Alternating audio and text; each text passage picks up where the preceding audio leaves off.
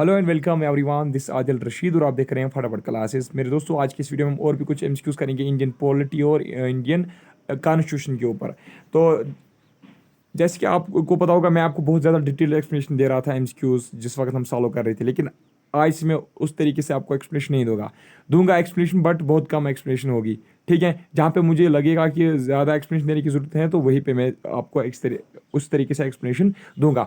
देख लीजिए, आज का लेक्चर स्टार्ट करने से पहले जो प्रीवियस लेक्चर है उसमें बहुत सारे बच्चों को कुछ कन्फ्यूजन्स रहे थे, तो पहले मैं वो आपको क्लियर करना चाहूँगा। मैंने आपको लास्ट लेक्चर में बोला था कि 16 मई 1946 को कॉन्स्टिट्यूएंट असेंबली ऑफ इंडिया बनी थी, लेकिन एक्चुअली मुझे यहाँ पे स्लिप ऑफ टंग हुई। तो मैंने जब खुद अपना वीडियो देखा तो यहाँ पे मुझे गलती हुई थी। तो 16 मई 1946 को क्या हुआ था, इस दिन कैबिनेट मिशन प्लान बना था। क्या बना था? कैबिनेट मिशन प्लान आया था। ठीक है, तो कैबिनेट मिशन प्लान कब आया था? 16 मई 1946 को। इसलिए आप वहाँ पे आप इस वक्त अपने नोट्स में करेक्शन करना। 16 मई 1946 को कैबिनेट मिशन प्लान बना था और फिर इसी कैबिनेट मिशन प्लान के अंडर कॉन्स्टिट्यूएंट असेंबली जो है, कॉन्स्टिट्यूएंट असेंबली फिर बनी थी। अब सवाल ये उठता है, अगर ये 16 मई 1946 को कॉन्स्टिट्यूएंट ये जो है कैबिनेट मिशन प्लान बनी थी, तो फिर कॉन्स्टिट्यूएंट असेंबली कब बनी थी? है ना, कॉन्स्टिट्यूएंट असेंबली जो है वो बनी थी 6 दिसंबर 1946 को। मेरे दोस्तों याद रखना, ठीक है। कुछ बुक्स में लिखा गया है नवंबर 1946। मेरे दोस्तों याद रखना, अगर क्वेश्चन में दोनों ऑप्शंस होंगे ना तो आप इसको टिक करना, ठीक है। अगर यही होगा तो इसी को टिक करना, लेकिन अगर दोनों होंगे ना तो फिर आप 6 दिसंबर 1946 को टिक करना। फिर इस कॉन्स्टिट्यूएंट असेंबली की फर्स्ट मीटिंग कब हुई थी? 9 दिसंबर 1946 को, ठीक है। अब हमारा यहाँ पे दूसरा एक कंफ्यूजन था आपको कि फर्स्ट रीडिंग ऑफ कॉन्स्टिट्यूशन जो है, फर्स्ट रीडिंग जो है कॉन्स्टिट्यूशन की, वो कब हुई थी? मैंने आपको बताया था 4 फरवरी 1948 को फर्स्ट रीडिंग ऑफ कॉन्स्टिट्यूशन हुई थी, लेकिन कुछ बुक्स में लिखा गया है, एक्चुअली यही ठीक है, लेकिन कुछ बुक्स लिखते हैं नवंबर 4 टू नवंबर 9 जो है फर्स्ट रीडिंग हुई थी किसकी? कॉन्स्टिट्यूशन की, ठीक है। फर्स्ट रीडिंग ऑफ कॉन्स्टिट्यूशन हुई थी नवंबर 4 से लेकर नवंबर 9 तक। कुछ बुक्स में लिखा गया है 4 फरवरी 1948 को फर्स्ट रीडिंग हुई थी कॉन्स्टिट्यूशन ऑफ इंडिया की। अब देख लीजिए, इस ये जो असल में क्या हुआ था, जो 4 फरवरी है ना, असल में 4 फरवरी 1948 को जो ड्राफ्ट ऑफ कॉन्स्टिट्यूशन है, ड्राफ्ट ऑफ कॉन्स्टिट्यूशन जो है मेरे दोस्तों, इस ड्राफ्ट ऑफ कॉन्स्टिट्यूशन को पब्लिश किया गया था। तो अगर आपसे अलग से क्वेश्चन पूछा जाएगा कि ये बताइए, जो ड्राफ्ट ऑफ कॉन्स्टिट्यूशन है वो ड्राफ्टिंग कमेटी ने कब पब्लिश किया? किसने पब्लिश किया था? ड्राफ्टिंग कमेटी ने, लेकिन कब? 4 फरवरी 1948 को। अब फर्स्ट रीडिंग कब होती है फिर? नवंबर 4 टू नवंबर 9। अब देख लीजिए, ये दोनों इसके सही आंसर है। एक्चुअली उस दिन भी फर्स्ट रीडिंग हुई थी। अब अगर ऑप्शन में दोनों होंगे ना तो फिर आप नवंबर 4 टू नवंबर 9 को ही टिक करना। मुझे पूरा विश्वास है कि ये ऑप्शन वहां पे नहीं होगा, बट अगर होगा तो इसी को टिक करना आप, ठीक है। तो ये थे दो कुछ छोटे छोटे कंफ्यूजन्स, लेकिन बताना भी जरूरी था। तो चलिए आप आज का लेक्चर स्टार्ट करते हैं। देख लीजिए, what was the basis for constituting the constituent assembly of India? Constituent assembly of India जो है उसका बेस क्या था? शाबाश। Resolution of Indian national Congress, cabinet mission plan, Indian independence act, resolution of the provincial state legislatures of dominion India. क्या था इसका? शाबाश। अभी अपना आंसर दीजिए। इसका जो सही जवाब है मेरे दोस्तों, that is cabinet mission plan of 1946, अभी जो मैं आपको बता रहा था, ठीक है। नेक्स्ट क्वेश्चन है मेरे दोस्तों, from the constitution of which country provision of federation was borrowed? यानी कि जो फेडरेशन है ना, जो फेडरल फॉर्म ऑफ गवर्नमेंट जो हमारे इंडिया में एग्जिस्ट होती है, ये जो फेडरल फॉर्म ऑफ गवर्नमेंट होनी चाहिए भारत में, ये किस कॉन्स्टिट्यूशन का प्रोविजन है? ठीक है, यानी कि ये भारत ने कहां पे मतलब पहले देखा था, फिर उन्होंने अपने कॉन्स्टिट्यूशन में लाया, ठीक है। उन्होंने ये कनाडा, याद रखना, कनाडा, सियानाडा, ठीक है, कनाडा जो है, कनाडा की कॉन्स्टिट्यूशन में उन्होंने देखा था ये फेडरेशन, ठीक है। फिर उन्होंने ये फेडरेशन उठाया और अपने कॉन्स्टिट्यूशन में भी इसको मेंशन किया, ठीक है, अपने कॉन्स्टिट्यूशन में भी उसको इनकॉर्पोरेट किया। जैसे कि आपको पता होगा, भारत की जो कॉन्स्टिट्यूशन है इसमें बहुत सारे प्रोविजन जो है वो फॉरेन कॉन्स्टिट्यूशन जो है कंट्रीज की, उनसे निकाले गए हैं। कुछ ऑस्ट्रेलिया से प्रोविजन निकाले गए, कुछ यूएसएसआर के कॉन्स्टिट्यूशन से लाए गए हैं, कुछ कनाडा के, कुछ आयरलैंड, कुछ फ्रांस, कुछ यूके, कुछ अमेरिका। तो मैं आपको अभी आगे एक एक करके वो बताऊंगा कौन से प्रोविजन किस कॉन्स्टिट्यूशन से निकाले गए थे। लेकिन यहाँ पे आपने फिलहाल याद रखा, फेडरेशन जो है यानी कि फेडरल फॉर्म ऑफ गवर्नमेंट जो है हमारे कॉन्स्टिट्यूशन में लिखा गया है, ये कहाँ से बारो किया गया था? कनाडा की कॉन्स्टिट्यूशन से। मेरे दोस्तों, कनाडा की कॉन्स्टिट्यूशन से और भी कुछ फीचर्स और भी कुछ प्रोविजन जो है वो बारो किए गए थे। अगर आपसे पूछा जाएगा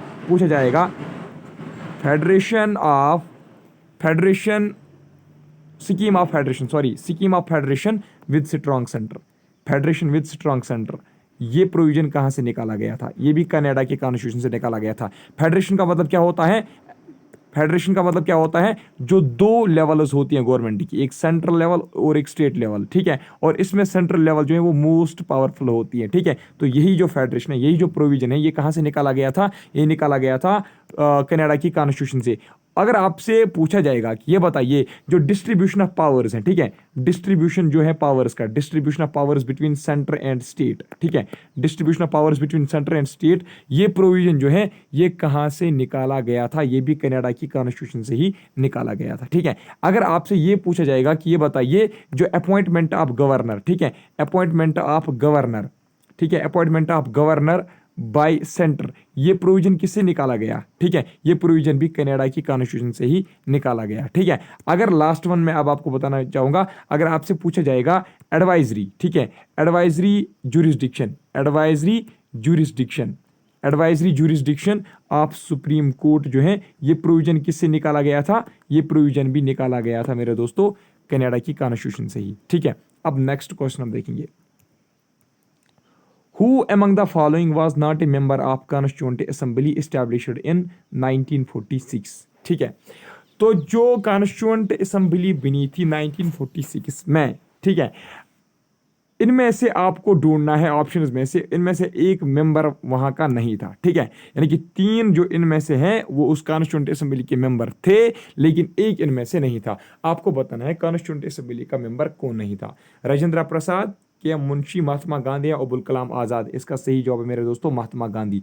आप भी अपना आंसर दीजिए कमेंट्स में, शाबाश, महात्मा गांधी जो है वो इसका सही जवाब है। नेक्स्ट एमसीक्यू है मेरे दोस्तों, India is a Republic because, India को हम रिपब्लिक क्यों कहेंगे? ठीक है, India is a Republic because it's a democratic country, it's a parliamentary democracy, the head of state is elected for a definite period, all of this. मेरे दोस्तों इसका जो सही जवाब है, आप याद रख लीजिएगा, इंडिया को हम रिपब्लिक इसीलिए कहेंगे क्योंकि यहाँ का जो हेड ऑफ द स्टेट है ना, उसको हम डेफिनेट पीरियड के लिए क्या करते हैं, शाबाश, अपॉइंट करते हैं, यानी कि 5 साल 6 साल या 4 साल के बाद उसको क्या किया जाता है, रिमूव किया जाता है, या हम कहेंगे फिर दोबारा इलेक्शन होते हैं, ठीक है।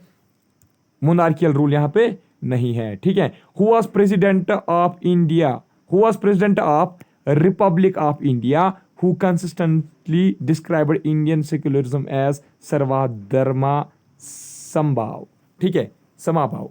तो ऐसा कौन सा प्रेसिडेंट था हमारे इंडिपेंडेंट इंडिया का, ऐसा कौन सा प्रेसिडेंट था हमारे इंडिपेंडेंट इंडिया का जिसने सेक्युलरिज्म, सेक्युलरिज्म आपको पता है ना, हर एक धर्म को बराबरी नजर से देखना, ठीक है, किसी भी धर्म को प्रमोट नहीं करना। मान लीजिए जो हमारा भारत है ना, हमारा भारत भी एक सेक्युलर नेशन है, सेक्युलर कंट्री। क्यों? क्योंकि यहाँ पे हमारी गवर्नमेंट किसी भी एक रिलीजन को प्रमोट नहीं कर सकती, ठीक है। यहाँ पे किसी, यानी कि यहाँ पे हिंदू, मुस्लिम, सिख, ईसाई कोई भी हो, वो अपना मजहब अपने विश के हिसाब से वो पाल सकता है, ठीक है, जिस मजहब में वो जाना चाहेगा उसमें वो जा सकता है, ठीक है। तो सेक्युलरिज्म को किस भारत के प्रेसिडेंट ने कहा था? सर्वधर्मा समभाव, ठीक है। तो मेरे दोस्तों याद रख लीजिएगा, इसका सही जवाब जो है that is doctor Rajendra Prasad. आप भी आंसर दो, आप आंसर क्यों नहीं दे रहे हो कमेंट्स में, शाबाश। नेक्स्ट जो है, the constitution of India describes India as, जो हमारी कॉन्स्टिट्यूशन है इंडिया की, वो इंडिया को कैसे डिस्क्राइब करती हैं? क्या वो ये बोलती है कि India is union of states? क्या वो ये बोलती हैं कि इंडिया जो है इट्स क्वाजी फेडरल? क्या वो ये बोलती हैं कि फेडरेशन इंडिया जो है it's federation of state and union territories, या ये कहती हैं कि इट्स यूनिटरी स्टेट? हमारी कॉन्स्टिट्यूशन जो है, constitution of India describes India as, मेरे दोस्तों याद रखना, इसका सही जवाब जो है that is union of states, ठीक है। Constitution of India describes India as union of states. अगर आपने आर्टिकल 1 पढ़ा होगा, ठीक है, आर्टिकल 1 में ही ये लिखा गया है कि इंडिया जो है, India is union of states. Article 1 जो है, आर्टिकल 1 किसके साथ डील करता है? इसी के, यूनियन ऑफ स्टेट्स के साथ ही वो डील करता है, ठीक है। Next, the term greater India denotes, greater India का मतलब क्या है? आपने पॉलिटिकल साइंस में देखा होगा ग्रेटर इंडिया, इस ग्रेटर इंडिया का मतलब क्या है? Political unity, cultural unity, religious unity या सोशल यूनिटी? इसका सही जवाब जो है मेरे दोस्तों that is cultural unity. Next जो है the method of impeachment of president is adopted from, यानी कि ये वाला जो प्रोविजन है, ठीक है, ये वाला जो फीचर हमारे कॉन्स्टिट्यूशन ऑफ इंडिया में है कि जो प्रेसिडेंट है उसको हम कैसे इम्पीच कर सकते हैं, उसको हम कैसे अपने पद से निकाल सकते हैं, ठीक है। तो ये जो इम्पीचमेंट की जो प्रोसेस है, इम्पीचमेंट का जो मेथड है, ठीक है, ये किस कॉन्स्टिट्यूशन से, किस फॉरेन कॉन्स्टिट्यूशन से भारत ने बारो किया है? यूएसए, यूके, यूएसएसआर या फ्रांस? यूएसएसआर का मतलब है रशिया, याद रख लीजिएगा, ठीक है। ऑप्शन देखिए, आप कंफ्यूज नहीं होना मेरे दोस्तों। इसका जो सही जवाब है, इसका सही जवाब है यूएसए। अब यूएसए से और भी कुछ प्रोविजंस भारत ने मतलब बारो किए हैं, जैसे जो हमने कॉन्स्टिट्यूशन लिखी है ना, रिटर्न कॉन्स्टिट्यूशन जो है, रिटर्न कॉन्स्टिट्यूशन, ये हमने पहले वहीं पे देखा, ठीक है। यानी कि भारत के लोगों ने, जो भारत की जो कॉन्स्टिट्यूशन असेंबली, उन्होंने पहले अमेरिका में ही देखा था कि उन्होंने एक बुक बनाई है, लिख के उन्होंने अपनी कॉन्स्टिट्यूशन जो उन्होंने लिख के रखी है, तो इसलिए हमने भी फिर लिखी। तो रिटर्न कॉन्स्टिट्यूशन जो ये फीचर भी भारत ने अमेरिका से ही डिराइव किया। और अगर आपसे पूछा जाएगा कि जो executive head of state, executive head of state, executive head of state जिसको हम प्रेसिडेंट भी बोलते हैं, एग्जीक्यूटिव हेड ऑफ स्टेट हम किसको बोलते हैं? प्रेसिडेंट को, है ना। Executive head of state and his being supreme commander of armed forces, supreme commander of armed forces, याद रख लीजिएगा, supreme commander of armed forces. समझाता हूं, आप अब जल्दबाजी मत करो। देख लीजिए, जो हमारी कॉन्स्टिट्यूशन में ये लिखा गया है कि एग्जीक्यूटिव हेड जो है, यानी कि प्रेसिडेंट जो है, that is executive head of state. हमारी कॉन्स्टिट्यूशन में लिखा गया है प्रेसिडेंट जो है he serves as executive head of state. और ये भी उसी कॉन्स्टिट्यूशन में लिखा गया है, हमारी कॉन्स्टिट्यूशन में, कि जो प्रेसिडेंट है, प्रेसिडेंट जो है वो सुप्रीम कमांडर होता है आर्मड फोर्सेस का। अगर आपसे पूछा जाएगा which among the following is supreme commander of armed forces, तो आप क्या लिखोगे? President is supreme commander of armed forces, ये याद रखना, ठीक है। तो supreme commander of armed forces president है, ये हमारी कॉन्स्टिट्यूशन में लिखा गया है। लेकिन हमारी कॉन्स्टिट्यूंट असेंबली जो है, उन्होंने पहले ये प्रोविजन कहां पे देखा था, किस कॉन्स्टिट्यूशन से उन्होंने ये फीचर बारो किया, फिर अपने कॉन्स्टिट्यूशन में लिखा। ये भी उन्होंने अमेरिका के ही कॉन्स्टिट्यूशन, यूएसए के ही कॉन्स्टिट्यूशन से उन्होंने बारो किया, ठीक है। अच्छा, जो वाइस प्रेसिडेंट होता है ना, vice president as ex officio, ठीक है, vice president as ex officio chairman of Rajya Sabha, ये एक प्रोविजन है, राज्यसभा, ये भी एक फीचर है हमारे कॉन्स्टिट्यूशन का। यानी कि जो वाइस प्रेसिडेंट होता है, वही क्या होता है, वाइस प्रेसिडेंट जो है वो एक्स ऑफिशियो चेयरमैन रहता है, किसका? राज्यसभा का। वाइस प्रेसिडेंट कौन होता है? जो एक्स ऑफिशियो चेयरमैन होता है राज्यसभा का। ये भी एक प्रोविजन है हमारी भारत के कॉन्स्टिट्यूशन में। लेकिन ये वाला कहां से निकाला गया था मेरे दोस्तों? याद रख लीजिएगा, ये भी निकाला गया था यूएसए की ही कॉन्स्टिट्यूशन से। आराम से पढ़ो, मैं आपको पूरे एमसीक्यूज 5-6 लेक्चर्स में कंप्लीट करवा के दूंगा, और एक एक टॉपिक आपको कंप्लीट होना चाहिए, लेकिन ये जल्दबाजी नहीं करनी है, ठीक है। तो यूएसए के कॉन्स्टिट्यूशन से इंपॉर्टेंट पॉइंट्स याद रख लीजिएगा। फंडामेंटल राइट्स भी हमारे कॉन्स्टिट्यूशन में जो लिखे गए हैं, वो भी कहाँ से निकाले गए थे? वो भी कॉन्स्टिट्यूशन ऑफ यूएसए से ही निकाले गए थे, ठीक है। जो सुप्रीम कोर्ट जो है ना, सुप्रीम कोर्ट के रिलेटेड जो आर्टिकल्स वगैरह हैं, ये भी कहाँ से और पहले उन्होंने देखे थे, ये भी यूएसए के ही कॉन्स्टिट्यूशन से उन्होंने बारो किए थे, ठीक है। जो प्रोविजंस ऑफ स्टेट्स हैं, प्रोविजंस ऑफ स्टेट्स जो है ना, फॉरवर्ड फीचर्स ऑफ कॉन्स्टिट्यूशन, ये मैं आपको पूरा टॉपिक आपको इसी लेक्चर में कंप्लीट करने की कोशिश करूंगा, ठीक है, with MCQs. Provision of states, ये भी किससे निकाला गया था? ये भी यूएसए के ही कॉन्स्टिट्यूशन से निकाला गया था, ठीक है। अच्छा, इंडिपेंडेंस, ये इंपॉर्टेंट पॉइंट है। Independence of judiciary and judicial review, ठीक है, एंड जुडिशियल रिव्यू, ये भी किस कॉन्स्टिट्यूशन से निकाला गया था? यूएसए के कॉन्स्टिट्यूशन से। यानी कि जुडिशरी जो है ये एक इंडिपेंडेंट बॉडी है, इसके साथ गवर्नमेंट जो है, इसके साथ गवर्नमेंट का कोई लेना देना नहीं है। गवर्नमेंट जुडिशरी को दबा नहीं सकती, गवर्नमेंट जुडिशरी को क्या कर सकती है? सुप्रीम कोर्ट को दबा नहीं सकती। तो ये फीचर जो हमारी कॉन्स्टिट्यूशन में, ये भी कहाँ से बारो किया गया था? यूएसए के ही कॉन्स्टिट्यूशन से। अच्छा, एक important point, idea of preamble. जो प्रेम्बल यानी कि जिसको हम बोलते हैं preface of constitution, introduction of constitution, ये जो प्रेम्बल जो है कॉन्स्टिट्यूशन का आइडिया, जो प्रेम्बल का है, भारत के कॉन्स्टिट्यूशन में जो प्रेम्बल लिखा गया है, तो इसका आइडिया भी उन्होंने कहाँ से लाया? यूएसए के कॉन्स्टिट्यूशन से, ठीक है। अच्छा, removal of supreme court and high court जजेस, ठीक है, एंड हाई कोर्ट जजेस, यानी कि सुप्रीम कोर्ट और हाई कोर्ट के जजेस को हम कैसे रिमूव करेंगे, ठीक है। ये प्रोविजन जो हमारे भारत के कॉन्स्टिट्यूशन में लिखा गया, ये भी यूएसए से ही बारो किया गया था, ठीक है। अब इसमें इंपॉर्टेंट क्या है याद रख लीजिएगा मेरे दोस्तों, यूएसए की कॉन्स्टिट्यूशन से आप याद रखना प्रेम्बल, प्रेम्बल वहां से बारो किया गया था, फंडामेंटल राइट्स वहां से बारो किया गया था, ठीक है। जो एग्जीक्यूटिव हेड जो है, एग्जीक्यूटिव हेड प्रेसिडेंट, वहां से ये बारो किया गया था। रिटर्न कॉन्स्टिट्यूशन का आप याद रखना, ठीक है। और आप इंडिपेंडेंस ऑफ जुडिशरी जो है, ये प्रोविजन है सबसे इंपॉर्टेंट, इनको आप पहले याद रखना, ठीक है। अब नेक्स्ट क्वेश्चन है, Indian penal code came into operation in, Indian penal code जो है वो भारत में कब से लागू हुआ, ठीक है। Indian penal code came into operation 1858, 1860, 1859, 1862, ये एसएससी के एग्जाम में पूछा गया था। तो इसका जो सही जवाब है दैट इज 1862, याद रखना, ठीक है। अगर आपसे पूछा गया कि ये बताइए इसको अडॉप्ट कब किया गया, ठीक है, इसको अडॉप्ट कब किया गया, इसको अडॉप्ट किया गया था 1860 में, ठीक है, यानी कि इसको लिखा गया था 1860 में, इसको मतलब प्रिपेयर किया गया, फिर लागू कब हुआ भारत में 1862 से। A federal structure for India was first put forward by, जो फेडरल फॉर्म ऑफ गवर्नमेंट है ना, फेडरल स्ट्रक्चर ऑफ गवर्नमेंट, यानी कि ये कहा गया था कि सेंट्रल लेवल पे गवर्नमेंट होगी, स्टेट लेवल पे गवर्नमेंट होगी, ठीक है, या हम कहेंगे प्रोविंशियल लेवल पे गवर्नमेंट होगी और सेंट्रल लेवल पे गवर्नमेंट होगी, यानी कि 2 लेवल्स ऑफ गवर्नमेंट जो है, ये पहले किस एक्ट के तहत भारत में मतलब लागू करवाया गया था। Act of 1861, act of 1909, act of 1919, act of 1939। मेरे दोस्तों शाबाश, आंसर दीजिए जल्दी, इसका जो सही जवाब है दैट्स एक्ट ऑफ 39, कहाँ पे, एक्ट ऑफ 1939, डी पार्ट इसका सही जवाब है। नेक्स्ट है, who which was described by doctor B R Ambedkar as the heart and soul of constitution, ठीक है, heart and soul of constitution Bharat doctor Bhimrao Ambedkar ने किस आर्टिकल को कहा था, ठीक है।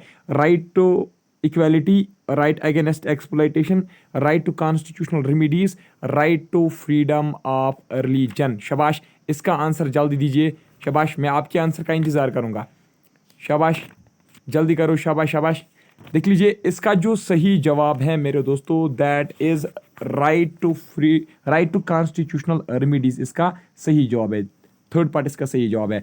अब यहाँ पे एक बात आप नोट कर लीजिए, राइट टू इक्वालिटी जो है ना, right to equality, article 14 to article 18 जो है that deals with right to equality, फिर इसमें बहुत सारे आते हैं, ठीक है, इसमें फिर बहुत सारे राइट्स आते हैं अलग अलग, वो मैं आपको अलग से पढ़ाऊंगा, ठीक है। राइट टू इक्वालिटी 14 से लेकर 18 तक, ठीक है। राइट अगेंस्ट एक्सप्लॉइटेशन जो है ना मेरे दोस्तों, राइट अगेंस्ट एक्सप्लॉइटेशन आर्टिकल 23 से लेकर आर्टिकल 24 जो है it deals with right against exploitation. Right to constitutional remedies जो है आप याद रखना मेरे दोस्तों, article 32 deals with right to constitutional remedies. And right to freedom of religion जो है आर्टिकल 25 से लेकर आर्टिकल 28 तक जो है these articles deals with right to freedom of religion. अब मैं आपको फिर से बता देता हूं, देख लीजिए, राइट टू इक्वालिटी का अगर आपसे पूछा जाएगा ना 14 से लेकर 18 जो आर्टिकल्स हैं, ठीक है, article 14, article 15, 16, article 17, article 18 that deals with right to equality. Right to freedoms का अगर आपसे पूछा जाएगा, मान लीजिए right to freedom of speech है, ठीक है, या और भी कुछ राइट टू फ्रीडम, इसमें बहुत सारे आते हैं आर्टिकल्स, तो आप याद रख लीजिएगा article 19 to article 22 deals with right to freedom, ठीक है। राइट अगेंस्ट एक्सप्लॉइटेशन, अभी जो मैं आपको बता रहा था, right against exploitation article 23 to 24 deals with it, ठीक है, हो गया, ये मैं आपको सीक्वेंस में बता देता हूँ। फिर है right to freedom of religion, ठीक है, right to freedom of religion जो है आर्टिकल 25 से लेकर आर्टिकल 28 तक this deals with right to freedom of religion. Right to cultural and educational rights, ठीक है, कल्चरल एंड एजुकेशनल राइट्स जो हैं इसके साथ कौन से आर्टिकल्स डील करते हैं, 29 टू 30, ठीक है। राइट टू प्रॉपर्टी जो है, राइट टू प्रॉपर्टी जो है article 31 deals with right to property. लेकिन क्या है, अब राइट टू प्रॉपर्टी जो है अब ये एक फंडामेंटल राइट नहीं है, इसको रिपील किया गया था, ठीक है, बताऊंगा मैं आपको आगे, ठीक है, लेकिन आपने याद रखा ना आर्टिकल्स। चलिए, यानी कि article right to constitutional remedies जो है ना, यानी कि आर्टिकल 32 को भीमराव अंबेडकर साहब ने कहा it is heart and soul of Indian constitution. The concept of constitution was first originated in Switzerland, Britain, USA, Japan. कहाँ पे पहले इसका कंसेप्ट आया कॉन्स्टिट्यूशन का? याद रख लीजिएगा, ये सबसे पहले आया था ब्रिटेन है, हाँ ब्रिटेन में, ठीक। When was our national anthem first sung and where? हमारा जो नेशनल एंथम है इसको पहली बार कहाँ पे संग किया गया था, पहली बार कहाँ पे जन गण मन गाया गया था? ठीक है, 24 जनवरी 1950 इलाहाबाद, 24 जनवरी 1950 दिल्ली, 26 दिसंबर 1942 कलकत्ता, 27 दिसंबर 1911 इन कलकत्ता। अगर आपने मेरे मॉडर्न हिस्ट्री के लेक्चर्स देखे होंगे, वहाँ पे मैंने आपको पढ़ाया 27 दिसंबर 1911 जो कलकत्ता सेशन हुआ था आईएनसी का, वहाँ पे क्या हुआ था, जो नेशनल एंथम जो है वो पहली बार गाया गया था। ठीक है, और उस दिन कौन था उसका प्रेजेंटर, शायद कुछ नारायण उसका कुछ नाम था, याद नहीं आ रहा इस वक्त अच्छे से। Next, in India the concept of single citizenship is adopted from. ये जो सिंगल सिटीजनशिप का कंसेप्ट है, ये जो प्रोविजन है, ये भारत ने किस कॉन्स्टिट्यूशन से बारो किया है? मेरे दोस्तों याद रख लीजिएगा, दिस वाज बारोड फ्रॉम, शाबाश आप भी आंसर दो, this was borrowed from England यानी कि यूके। ठीक है, यूके, ब्रिटेन, इंग्लैंड एक ही बात है। तो यूके यानी कि इंग्लैंड से और कौन कौन से प्रोविजनस जो हैं वो निकाले गए थे, ठीक है, बारो किए गए थे। तो आप याद रख लीजिएगा, जो हम बोलते हैं ना नॉमिनल हेड, ठीक है, नॉमिनल हेड जो होता है प्रेसिडेंट, ठीक है, ये प्रोविजन भी कहां से निकाला गया था? यूके से। ठीक है, कैबिनेट सिस्टम ऑफ मिनिस्टर जो है, कैबिनेट सिस्टम ऑफ मिनिस्टर जो हमारे भारत में है, सिस्टम ऑफ मिनिस्टर्स जो हमारे भारत में है, ये भी कहां से बारो किया गया था? यूके से। ठीक है, जो प्राइम मिनिस्टर का पद होता है, पोस्ट ऑफ पीएम, ठीक है, पोस्ट ऑफ पीएम, ये भी कहां से निकाला गया था? ये भी यूके के कॉन्स्टिट्यूशन से ही बारो किया गया। ठीक है, parliamentary type of government, parliamentary government जो है, पार्लियामेंट टाइप ऑफ गवर्नमेंट, ये भी कहां से निकाला गया है? यूके के गवर्नमेंट से। ठीक है, बाइकैमरल पार्लियामेंट, बाइकैमरल पार्लियामेंट होना चाहिए, यानी कि अपर हाउस लोअर हाउस होना चाहिए, ये भी किस कॉन्स्टिट्यूशन से निकाला गया है? यूके के कॉन्स्टिट्यूशन से। मैं एक्चुअली बीमार हूँ इसलिए मैं ज़्यादा ज़ोर से बात नहीं कर पा रहा हूँ, मेरा गला ऑलरेडी जो है ख़राब हुआ है, दैट्स वाई आज मतलब आप ये मत सोच रहे होंगे कि सर बहुत ही जज्बाती होता था जिस वक्त पढ़ाता था। ठीक है, देखिए जब हम लाइव आएंगे ना उस सेशन में आप देखोगे मेरी जो जिस तरीके से मैं आपको पहले पढ़ा रहा था ना उस तरीके से पढ़ाऊंगा, लेकिन आप मुझे 2-3 दिन का मोहलत दीजिए जब तक मेरा जो गला है ये ठीक हो जाएगा। ठीक है, अच्छा और क्या है? Lower house more powerful, lower house जो होता है, लोअर हाउस मोर पावरफुल, ये प्रोविजन भी कहाँ से निकाला गया था? यूके के कॉन्स्टिट्यूशन से ही। लास्ट में आपको बताऊंगा इंपॉर्टेंट, इसमें सबसे ज़्यादा जो है वो आपको याद कौन से रखने हैं। ठीक है, अच्छा स्पीकर इन लोकसभा जो है, speaker in Lok Sabha, speaker in Lok Sabha, ये प्रोविजन भी कहाँ से निकाला गया है? यूके के कॉन्स्टिट्यूशन से ही निकाला गया। सिंगल सिटीजनशिप मैंने ऑलरेडी आपको बताया। और क्या है? प्रिगोरेटिव रिटर्स, प्रिगोरेटिव, ठीक है, prerogative, sorry prerogative, prerogative writs, prerogative यानी कि सिंपली याद रखना, रिटर्स जो है ना, रिटर्स, हैबिस कॉर्पस, ठीक है, मैंडेमस वगैरह, वो जो रिटर्स है ना वो भी किस कॉन्स्टिट्यूशन से निकाले गए हैं? यूके के कॉन्स्टिट्यूशन से। अब है यहाँ पे एक important point, that is rule of law, यानी कि कानून के दायरे में ही रूल किया जाएगा। ठीक है, तो ये भी किससे निकाला गया है? यूके के कॉन्स्टिट्यूशन से। अब इंपॉर्टेंट क्या है, हाईलाइट करो, शाबाश। देखो कैबिनेट सिस्टम ऑफ मिनिस्टर्स, इसको इंसर्कल करो, post of PM, parliamentary type of government, bicameral parliament, speaker in Lok Sabha, writs and rule of law और सिंगल सिटीजनशिप, ये सबसे इंपॉर्टेंट है। ठीक है, इसी में से आपको पूछा जा सकता है। नेक्स्ट है अब the drafting of constitution was completed on. Drafting of constitution जो है वो कंप्लीट कब हुई थी? 26 नवंबर है कहीं पे, 1949 है कहीं पे, हाँ बताया था मैंने आपको। नेक्स्ट, पर्सन्स में change but rule should not change is the principle of, ये किसका प्रिंसिपल है? पर्सन्स चेंज हो सकते हैं, ठीक है, पर्सन्स में change but rule should not change, ये किसका प्रिंसिपल है? शाबाश। एब्सोल्यूट मोनार्की में क्या ये कहा जाता है? क्या ये एब्सोल्यूट मोनार्की में ये कहा जाता है कि पर्सन्स में change but rules should not change? वहां पे कहा जाता है क्या? नहीं। कॉन्स्टिट्यूशनल गवर्नमेंट में कहा जाता है क्या? हाँ बिल्कुल सही है। ठीक है, देख लीजिए जहां पे भी कॉन्स्टिट्यूशन गवर्नमेंट है ना वहां पे रूल्स क्या रहते हैं? सेम रहते हैं, पर्सनल चेंज हो सकते हैं। यानी कि मान लीजिए यहाँ पे हमारा प्राइम मिनिस्टर आज नरेंद्र मोदी जी है, ठीक है, ये चेंज हो सकता है, कल कांग्रेस का कोई आ सकता है, कल कोई और बीजेपी का ही आ सकता है, या किसी दूसरे पार्टी का आ सकता है, आम आदमी पार्टी का आ सकता है। ठीक है, लेकिन पर्सन चेंज होते रहेंगे, ठीक है, speaker of Lok Sabha, speaker of Rajya Sabha, ये चेंज होते रहेंगे, प्रेसिडेंट चेंज होगा, लेकिन जो कॉन्स्टिट्यूशन जो हमारे रूल्स हैं, जो कॉन्स्टिट्यूशन है वो चेंज नहीं हो सकती, ठीक है। ये किसका प्रिंसिपल है? इसलिए कॉन्स्टिट्यूशन गवर्नमेंट का। Who was the president of constituent assembly of India, ठीक है, प्रेसिडेंट कौन था कॉन्स्टिट्यूएंट असेंबली ऑफ इंडिया का? शाबाश, इसका जो सही जवाब है, मैंने आपको पहले भी बताया, डॉक्टर राजेंद्र प्रसाद कहाँ पे है, ये इसका सही जवाब है, ठीक है। नेक्स्ट है what's meant when constitution declares India as a secular state, ठीक है। देख लीजिए, कॉन्स्टिट्यूशन कहती है कि भारत एक सेक्युलर स्टेट है, ठीक है, एक रिपब्लिक है, सेक्युलर स्टेट है, ठीक है, तो फेडरल स्टेट है। तो कॉन्स्टिट्यूशन जो है, constitution declares India secular state, वो बताती है इंडिया एक सेक्युलर स्टेट है। इसका मतलब क्या है? इसका मतलब ये है कि religious worship is not allowed. क्या ये इसका सही जवाब है? सेक्युलर का मतलब यही है क्या? नहीं। रिलीजन्स आर पैटर्नाइज्ड बाय स्टेट, क्या इसका मतलब ये है? मैंने आपको पहले ही बताया कि कोई भी रिलीजन, किसी भी रिलीजन को स्टेट जो है वो क्या कर सकती है? प्रमोट नहीं कर सकती है, एक ही रिलीजन को प्रमोट नहीं कर सकती, ठीक है।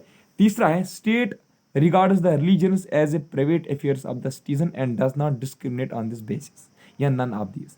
देख लीजिए, ये जो है ना, ये 48 क्वेश्चन नंबर 48, ये देख लीजिए क्वेश्चन नंबर जो है ना, नंबर ये इसके ऊपर नीचे हो सकते हैं। 48 किसी का 5 होगा, किसी का 10 होगा, उसके बाद इस पे आप ध्यान मत दीजिए, आप क्वेश्चन पे ध्यान दीजिए।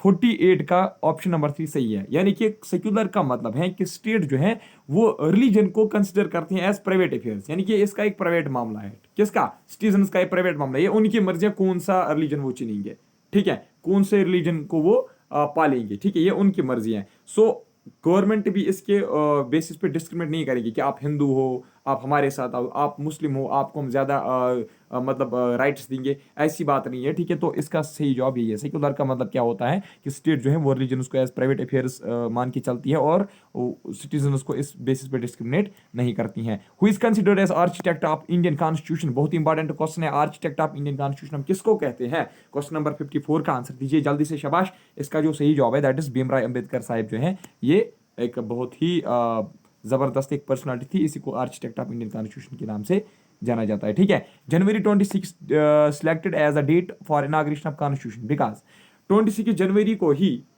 क्यों ये डिक्लेयर किया गया था कि इसी दिन हम कॉन्स्टिट्यूशन का इनॉग्रेशन करेंगे? क्यों? क्योंकि मैंने आपको पहले ही बताया था, पूर्णा स्वराज की डिमांड हुई थी, है ना। तो इसका जो सही जवाब है कहाँ पे है? Congress observer had observed it as independence day 1930, ठीक है, ये इसका सही जवाब है।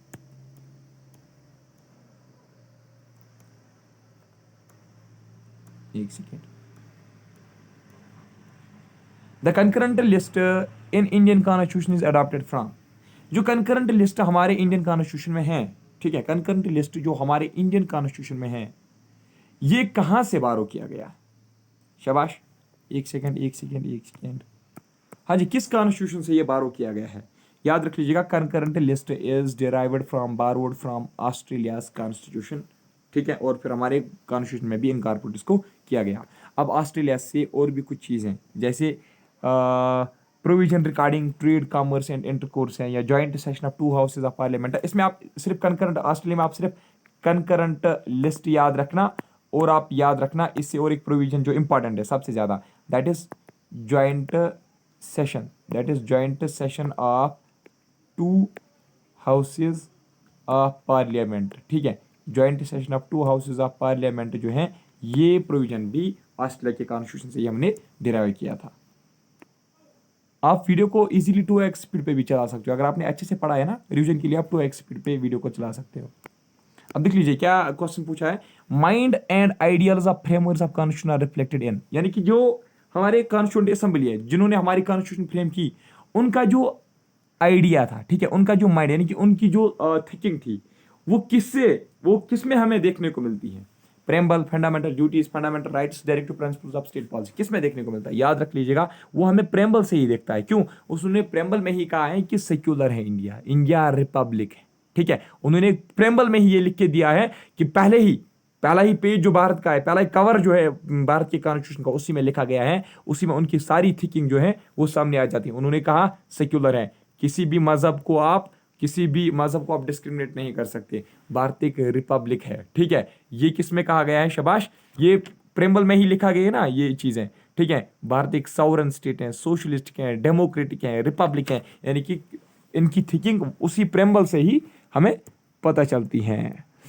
Which of the following is not a feature of Indian constitution, Indian constitution का फीचर कौन सा इसमें से नहीं है? तो ऑप्शन देख लीजिए, parliamentary form of government, independence of judiciary भी हैं, ठीक है, प्रेसिडेंशियल फॉर्म ऑफ गवर्नमेंट ये नहीं है, क्योंकि हमारे भारत में प्रेसिडेंशियल फॉर्म ऑफ गवर्नमेंट नहीं होती है, ठीक है, तो फेडरल फॉर्म ऑफ गवर्नमेंट हमारे भारत में है, ठीक है।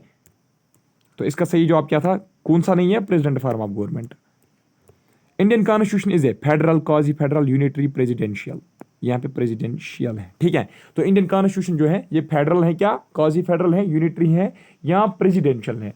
इसका जो सही जवाब है मेरे दोस्तों दैट इज कहाँ पे है, क्वाजी फेडरल है कहीं पे 60, हाँ क्वाजी फेडरल इसका सही जवाब है। क्वाजी फेडरल का मतलब होता है पार्लियामेंट्री फॉर्म ऑफ गवर्नमेंट। क्या होता है, क्वाजी फेडरल होता है पार्लियामेंट्री फॉर्म ऑफ गवर्नमेंट, यानी कि जिस तरीके से पार्लियामेंट्री फॉर्म ऑफ गवर्नमेंट होती है वही गवर्नमेंट, लेकिन इसमें कुछ फीचर्स होते हैं, ठीक है, इसमें कुछ फीचर्स होते हैं यूनिटरी फॉर्म ऑफ गवर्नमेंट के भी, ठीक है, यूनिटरी फॉर्म ऑफ गवर्नमेंट के भी इसमें कुछ फीचर्स होते हैं, यानी कि ये मिक्सचर होता है पार्लियामेंट्री गवर्नमेंट और कुछ फीचर्स होते हैं, कुछ फ्यू फीचर्स होते हैं यूनिटरी फॉर्म ऑफ गवर्नमेंट के भी। तो हमारा भारत भी क्या है, एक क्वाजी फेडरल कॉन्स्टिट्यूशन है। Where do we find the ideals of Indian democracy in Indian constitution? ठीक है, आइडियल्स ऑफ इंडियन डेमोक्रेसी हम भारत के कॉन्स्टिट्यूशन में कहाँ पे में देखने को मिलते हैं? अभी मैंने आपको बताया था प्रेम्बल में ही वो देखने को मिलते हैं। नेक्स्ट क्वेश्चन शाबाश। Phrase equality before law used in article 14 of Indian constitution has been borrowed from. जो आर्टिकल 14 है यानी कि राइट टू इक्वालिटी जो है, ठीक है, इक्वालिटी बिफोर लॉ, ठीक है, इक्वालिटी बिफोर लॉ जो है ना, ये article 14 deals with equality before law, ठीक है। आर्टिकल 14 क्या है, that is equality before law, यानी कि तमाम जितने भी सिटीजन्स हैं भारत के वो सभी के सभी कानून के दायरे, कानून की नजरे में बराबर ही हैं, ठीक है, बराबर है वो। तो यानी कि कानून जो है वो हर एक के लिए बराबर है, ठीक, कानून किसी को नहीं छोड़ सकती। तो फ्रेज इक्वालिटी बिफोर लॉ जो आर्टिकल 14 में लिखा गया है, ठीक है, तो article 14 deals with equality before law, ये याद रखना, ये किस कॉन्स्टिट्यूशन से बारो किया गया है भारत ने, किस कॉन्स्टिट्यूशन से उन्होंने बारो किया है? तो ब्रिटेन के कॉन्स्टिट्यूशन से आप याद रखना, ठीक है। The government of India act 1935 was based on, जो गवर्नमेंट ऑफ इंडिया एक्ट 1935 है वो किस के ऊपर बेस्ड था? Simon commission report, Lord Curzon commission के रिपोर्ट पे, या डिमिट्रियो थीसिस के बेसिस पे, या लॉर्ड क्लाइवरूस रिपोर्ट के बेसिस पे? 63 का जो सही जवाब है दैट इज़ 1, साइमन कमीशन इसका सही जवाब है। यहाँ तक आप ये भी याद रखना, साइमन कमीशन के अलावा इसमें राउंड टेबल, अगर आपने मॉडर्न इंडिया के लेक्चर्स मेरे देखे होंगे तो वहाँ पे मैंने आपको बताया था, इसमें राउंड टेबल कॉन्फ्रेंस और साइमन कमीशन रिपोर्ट दोनों मिला के ये एक्ट जो है पास किया गया था। लेकिन इसमें सबसे ज़्यादा साइमन कमीशन का रिपोर्ट ही देखा गया था, ठीक है। आरटीसी का थोड़े से कुछ मतलब सजेशंस वगैरह उनकी भारत के लोगों की देखी गई थी, फिर ये एक्ट बनाया गया था। ये इसका बिल्कुल अप्रोप्रिएट आंसर है। Concept of rule of law is a special feature of constitution system of. तो रूल ऑफ लॉ जो है कहाँ से बारो किया गया था? अभी मैंने आपको बताया था ये ब्रिटेन से ही बारो किया गया था, ठीक है। नेक्स्ट है which of the following judgment stated that secularism and federalism are basic features of Indian constitution. तो किस जजमेंट ने ये कहा था कि सेक्युलरिज्म जो है यानी कि हर एक धर्म जो है वो बराबर है, ठीक है, कोई भी धर्म आप पाल सकते हो। सेक्युलरिज्म और फेडरलिज्म यानी कि टू लेवल्स ऑफ गवर्नमेंट है। तो सेक्युलरिज्म और फेडरलिज्म ये जो दो फीचर्स हैं ये बेसिक फीचर जो है इंडिया के कॉन्स्टिट्यूशन को के, ये किसने कहा था कि ये इसके बेसिक फीचर्स हैं? यानी कि सेक्युलरिज्म और फेडरलिज्म को किस जजमेंट ने कहा था कि these are basic features of Indian constitution? ये केसेस हैं, सुप्रीम कोर्ट में केस थे, Kesavananda Bharati case, SR Bommai case, Indira Sawhney case, या मिनीरिवा मिल केस। तो इसका सही जवाब जो है पढ़ाया था मैंने आपको पहले भी, मतलब जब मैंने आपको ही एमसीक्यूज करवाए थे बहुत पहले, ठीक है, जिस दिन हम आपको थ्योरी पढ़ा रहे थे। तो इसका जो सही जवाब है मेरे दोस्तों 78 है ये, विच ऑफ द फॉलोइंग कंज्यूमर्स। इसका जो सही जवाब है एसआर भूमि केस था 78, हाँ एसआर भूमि केस ही था, ठीक है। Universal adult franchise shows that India is a country which is. तो यूनिवर्सल एडल्ट फ्रेंचाइज यानी कि जो भी 18 ईयर्स का है उसको वोट डालने का अधिकार है, तो उसी का मतलब होता है ना एडल्ट, यूनिवर्सल एडल्ट फ्रेंचाइज। तो यूनिवर्सल एडल्ट फ्रेंचाइज जो है भारत में, तो इससे क्या पता चलता है कि भारत जो है वो कैसी कंट्री है? सेक्युलर है, सोशलिस्ट हैं, डेमोक्रेटिक हैं या सॉवरन है? इसका सही जवाब जो है दैट इज डेमोक्रेटिक, क्योंकि डेमोक्रेसी में ही 18+ जितने भी होते हैं 18 ईयर जो होते हैं वो वोट कास्ट कर सकते हैं अपनी मर्जी पे, ठीक है, जिसको भी वो डालना चाहिए उसको डाल सकते हैं। Which who among the following proposer suggestion for constituent assembly in 1935। तो सबसे पहले ये किसने कहा था 1935 में ही, ये पहले किसने कहा था कि कॉन्स्टिट्यूंट असेंबली होनी चाहिए? मैंने आपको पहले भी बताया, एम एन राव ने कहा था।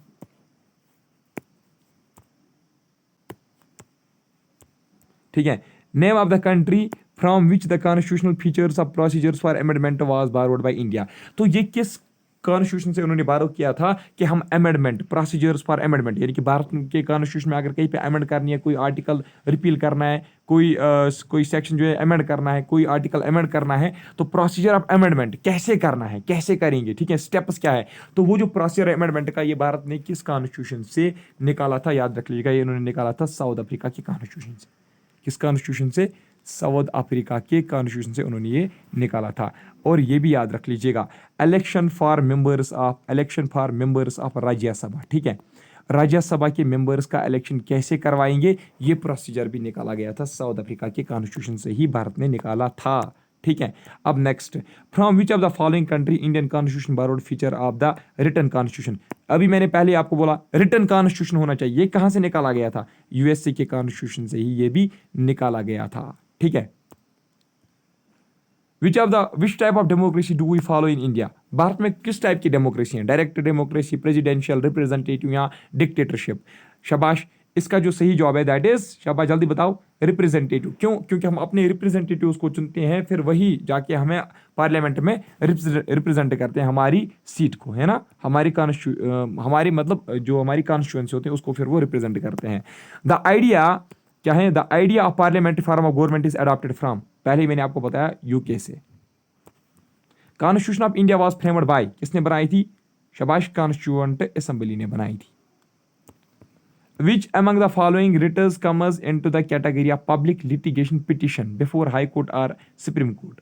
Which among the following writers comes into category of public litigation petition before High Court or Supreme Court? आपने सुना होगा PIL ही है, ठीक है, ये PIL ही है, यानी कि पब्लिक इंटरेस्ट लिटिगेशन।